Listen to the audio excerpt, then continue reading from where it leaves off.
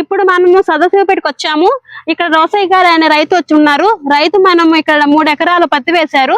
ఈ పత్తిలో మనకి నల్లి దోమ అండ్ గ్రోతింగ్ లేదని ఎక్కువ ఉందని చెప్తున్నారు. దీనివల్ల మనది ఇండిఫ్లై అండ్ శక్తి, మన హిందుస్థాన్ వారి శక్తి ఇండిఫ్లై వేసి పిచికారీ చేస్తున్నారు. చూడండి 400 లీటర్లు మొత్తం స్ప్రేతో పిచికారీ చేస్తున్నారు.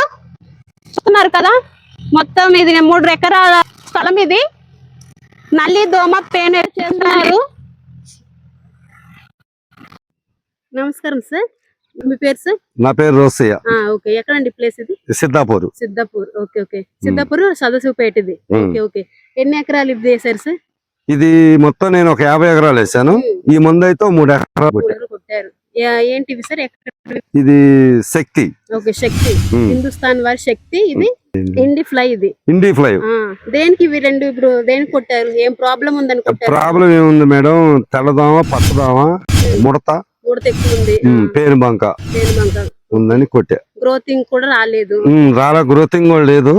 గ్రోతింగ్ కూడా బాగా వచ్చిద్దని అని చెప్పారని కొట్టారు. హిందుస్థాన్ వారు కొట్టారు. మళ్ళీ ఇది స్ప్రేయింగ్ స్టార్ట్ చేశారు. ఈ 3 ఎకరాలు కొట్టారు. ఎన్ని లీటర్లు కొట్టారు? ఇది 3 లీటర్లు. 400 లీటర్లు ట్యాంక్ లో ఇది 3 లీటర్లు సార్. ఇది 30 లీటర్లు.